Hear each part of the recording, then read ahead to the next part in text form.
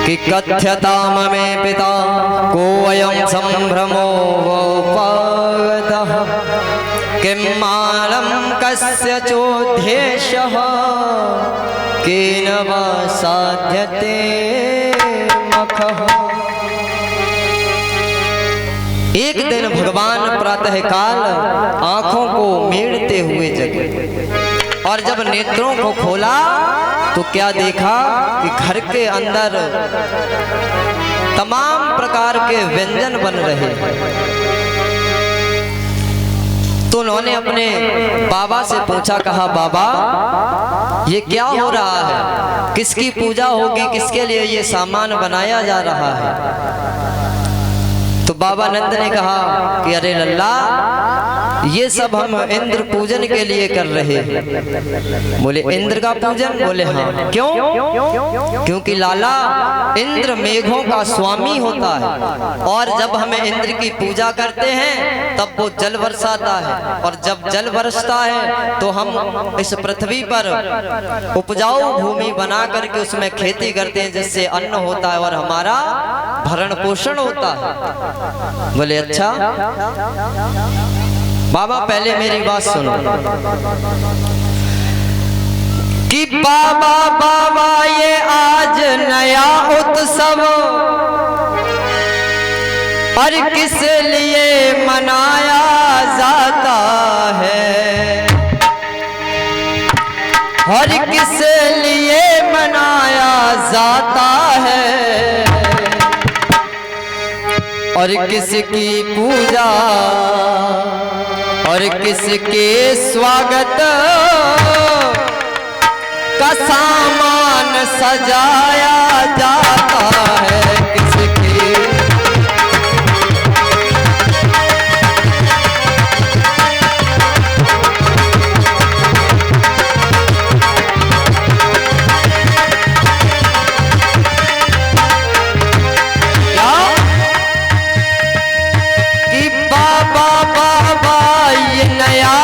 सब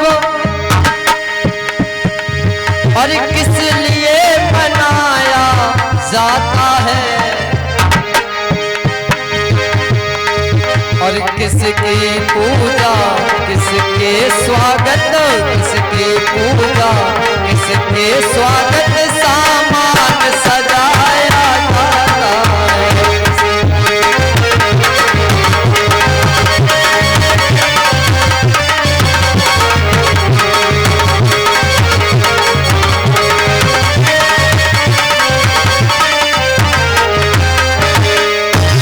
तो बाबा ने बताया ये इंद्र की पूजा करते। तो भगवान कन्हैया बोले लो बाबा एक बात बताओ, जो खुद किसी दूसरे का सहारा लेकर के अपना जीवन का गुजारा करता हो और वो व्यक्ति जो स्वयं किसी दूसरे पर आश्रित रहता हो, जो दूसरे पे स्वयं आश्रित है वो हमारा क्या भला कर सकता है। सुनो बाबा कि बतलाओ बाबा धन धान्य हमें और वह इंद्र बेचारा क्या देगा, वो हमें क्या देगा बाबा, और वह इंद्र बेचारा क्या देगा। और जो खुद और के सहारे हो तो वो हमें सहारा क्या देगा। जो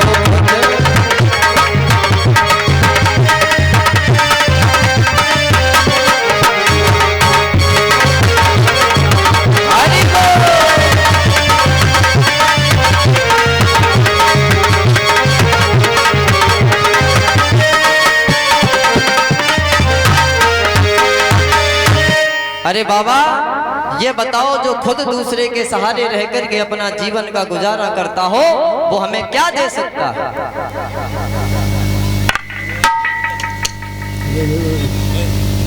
तो बाबा ने कहा लल्ला तू बता किसका पूजन करना चाहिए। भगवान बोले मेरी राय तो यही है कि हमें गिरिराज पर्वत का पूजन करना चाहिए।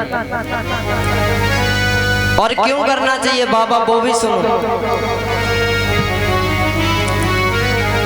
कि जिस पर हम लोग विचरते हैं और ये गौए बछड़े चरते हैं और जिसके कारण सब ब्रजवासी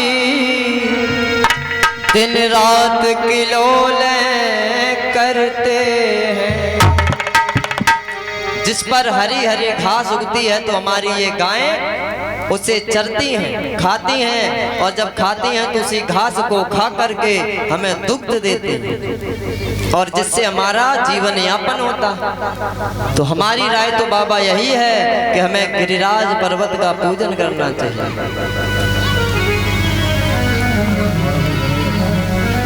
कि सबका मालिक परमेश्वर है उसका ही सच्चा पूजन है।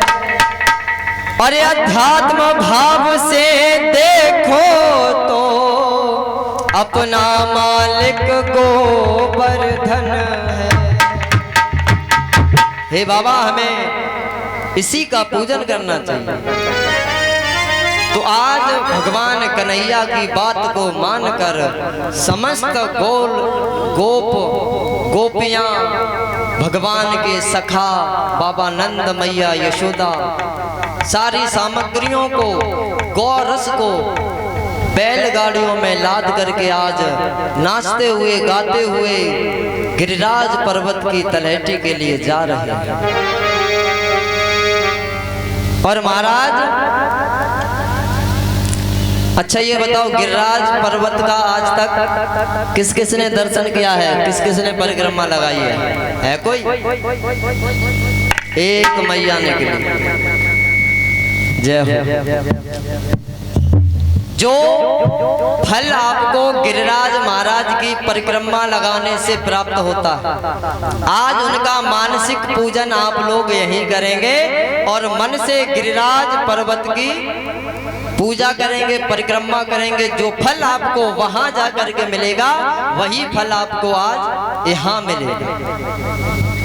तो मानसिक रूप से आज गिरिराज पर्वत का पूजन करते हुए सभी लोग हमारे मुख्य यजमान परीक्षित जी महाराज और यज्ञपति जी और समस्त कमेटी वाले सर्वप्रथम आएंगे, गिरिराज महाराज को 56 भोग लगाएं और पूजन करें। उसके पश्चात हमारी माताएं बहनें जो सामग्री लेकर के आई हैं प्रसाद के रूप में वो आकर के पूजन करें और यहाँ किसी एक पात्र में एकत्रित कर लें। बाद में वो सब प्रसाद के रूप में आप लोगों में ही वितरित होगा। तो सभी लोग मेरे साथ नाचते हुए गाते हुए झूमते हुए गिरिराज पर्वत की तरफ चलेंगे। प्रेम से बोलिए गिरिराज महाराज की, प्रेम से बोलिए गोवर्धन महाराज की।